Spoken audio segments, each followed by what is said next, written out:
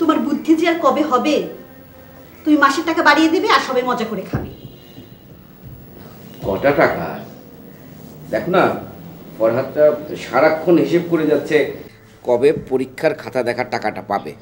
সেটা দিয়ে একবার কক্সবাজার যাচ্ছে, একবার মাকে খরচের টাকা দিচ্ছে। বেচারা। কি ভাই দরদি, তোমার মতো বোকা আমি জীবনে দেখিনি।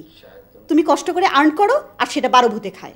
কষ্ট করে আর্ন করার মজাটাই তো এখানে, সবাই মিলে আনন্দ করবে।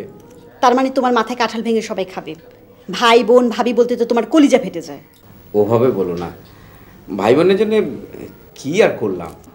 কি করলাম মানে? কত দিন ধরে বলছি আসো সেপারেট হয়ে যায়, তা না, ব্যাকটেটেড হেল। এই বয়সে কি বাবা মার কোলে বসে থাকে? সকালবেলাতেই এরকম আলাপ। আজ আমার একটা খুব জরুরি কাজ আছে, চীনের পার্টি আসবে, লেগে গেলে আমরা একটা বড় ভেঞ্চারে যাব। আজ বরং তুমি আমার জন্য একটু দোয়া করো। আমার গা জ্বলে যাচ্ছে আবার দোয়া? ওমা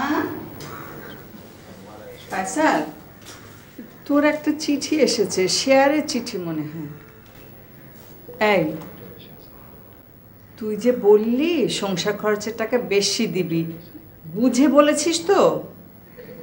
বৌমার সঙ্গে পরামর্শ করে ডিসিশন দিবি, একা একা কিছু বলে ফেলবি না। ও মা, আপনি কি বলেন? ও বেশি টাকা দিবে, এটা তো খুশির কথা। আমি তো ওকে বলি, তোমার মা বাবা ভাই বোনই তো, বড় ছেলে, একটা দায়িত্ব আছে না মা? বুসরা তো খুবই খুশি হয়েছে।